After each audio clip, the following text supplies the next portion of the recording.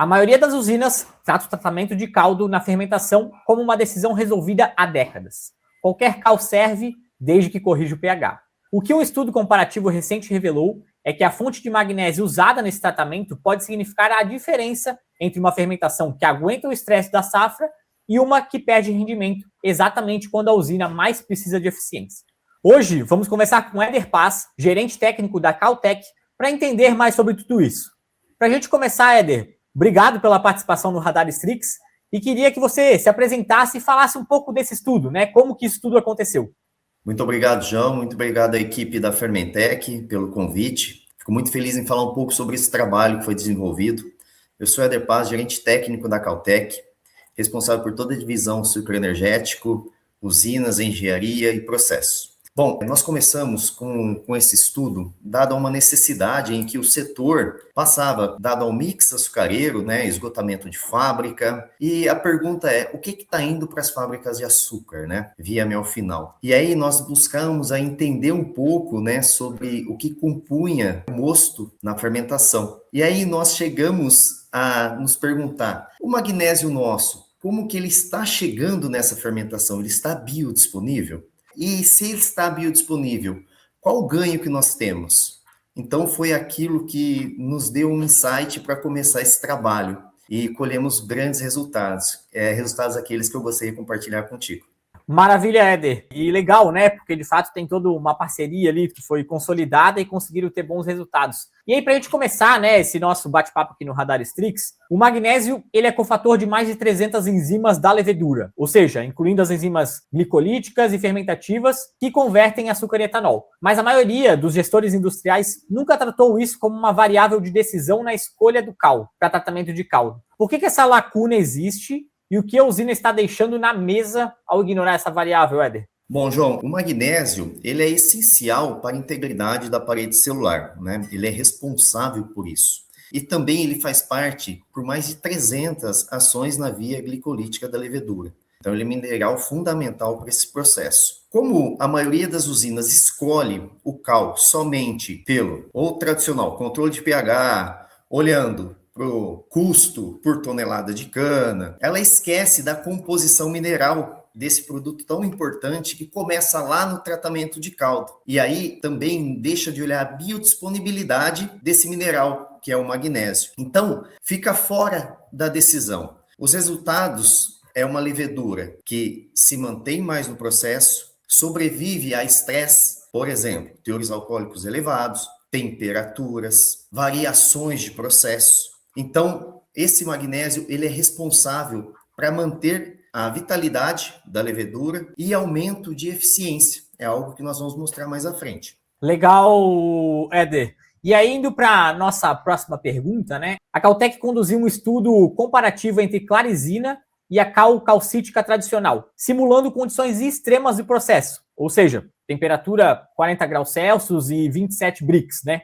No último de 6 ciclos de reciclo fermentativo. E aí, Éder, o que esses números revelaram sobre a diferença de desempenho entre as duas fontes de tratamento quando a fermentação está sob essa pressão de extrema fermentação, né?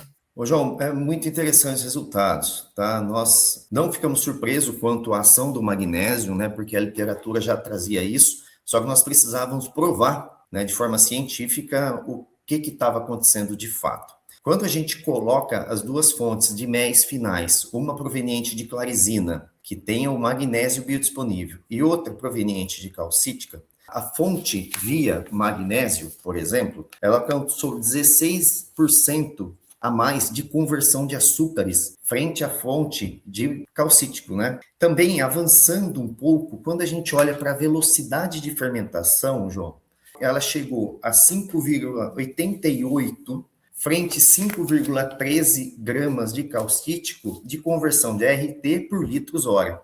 Isso começa a nos dar um direcionamento muito importante. Aí a gente vai lá para a produção de etanol.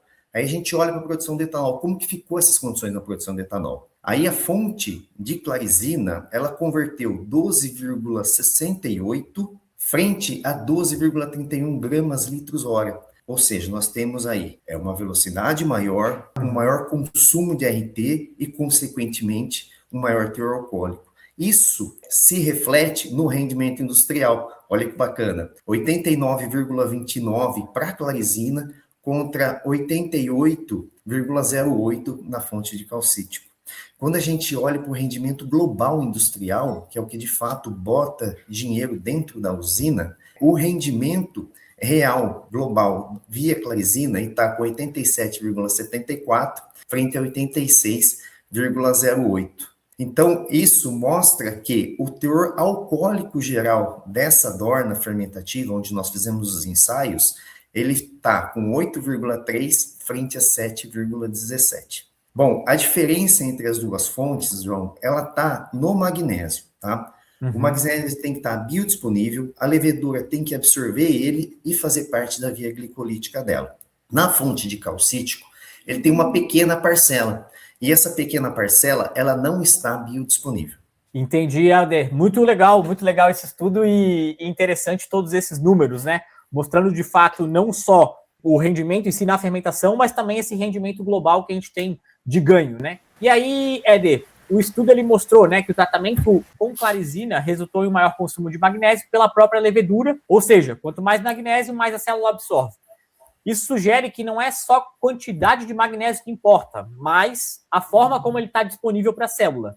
E aí eu queria que você explicasse um pouco dessa diferença entre fontes de magnésio e por que isso traduz essa estabilidade de membrana e atividade glicolítica. João, voltando e resgatando todo o processo, né? O magnésio ele tem que estar biodisponível, porém ele tem que ter algo que faça ele estar biodisponível.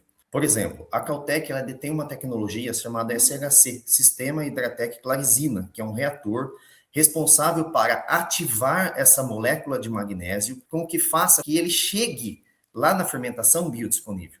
Por quê? Para hidratação do magnésio, você precisa de energia. E o reator da Caltech, ele fornece essa energia que a gente precisa. Por exemplo, pressão, temperatura e cisalhamento. Com esses 3 elementos, você consegue fazer uma ótima hidratação do magnésio que está presente na clarizina.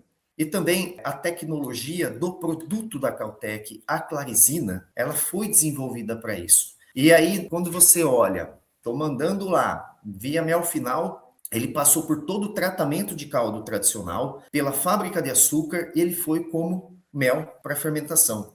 Esse cara ele tem que estar pronto. E as vias tradicionais não disponibilizam isso. Né? Não existe equipamento capaz, sem ser o da Caltech, de fazer a hidratação. Quando você olha para as fontes tradicionais, você tem calcítico em pedra, calcítico em pó e calcítico líquido. Nenhum deles fornece esse magnésio para a levedura como a clarizina está fornecendo.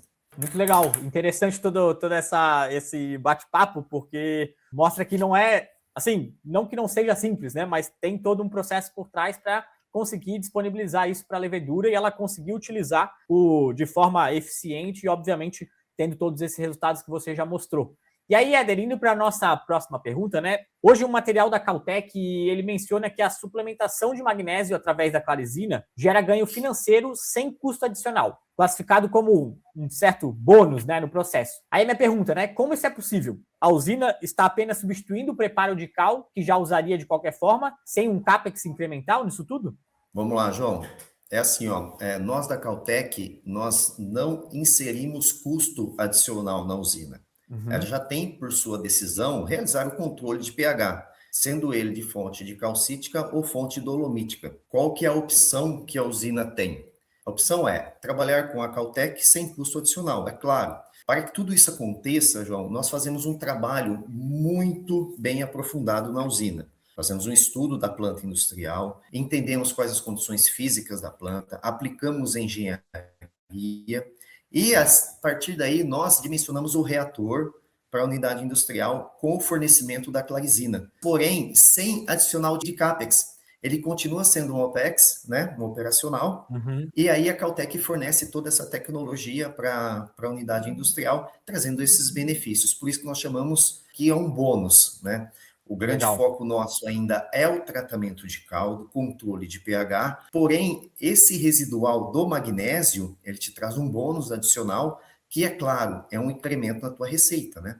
Maravilha. Não, muito legal a forma como que vocês entregam para o cliente, né? E aí, Éder, indo para nossa última pergunta aqui, né, no bate-papo do Radar Strix, a Caltech se posiciona como uma parceira estratégica que entrega performance, não apenas o produto Clarizina, né? O material menciona uma estrutura de reator e acompanhamento técnico contínuo. E aí eu queria entender como esse suporte em campo se conecta com os resultados que a gente viu nos estudos e se ele é parte do que garante que a usina realmente capture esse ganho na prática operacional.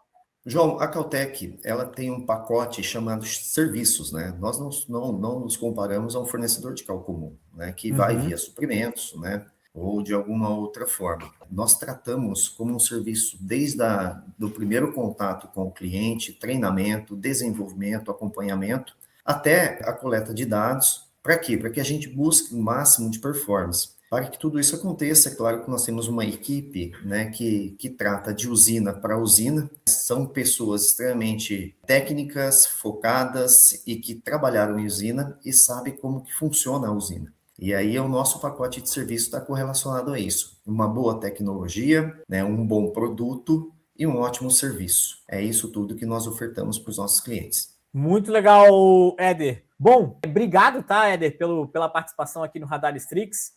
Aqui você conseguiu trazer muito essa clareza sobre uma variável que eu vejo que ainda, né, é escondida dentro do processo do setor sucroenergético, todo mundo considera isso como padronizado. Eu quero te agradecer justamente para trazer esse tratamento de caldo, né, direcionado e, obviamente, com benefícios aí para a nossa fermentação. Obrigado pela participação no Radar Strix. Muito obrigado, João, a equipe da Fermentec. Agradeço pela entrevista novamente e espero estar contribuindo mais para o setor e conte conosco da Caltech. Maravilha! E para você que acompanha a Strix e quer aprofundar essa conversa, a gente transformou tudo isso em um material executivo completo. Você pode ler ou olhar o que você precisa estar executando aí dentro da sua usina. Então acesse o link que está na descrição desse vídeo para baixar o documento diretamente no nosso site. Pois o YouTube é só o começo. Inscreva-se no canal da Strix e acompanhe para continuar recebendo inteligência estruturada sobre decisões industrial no agro. Até a próxima!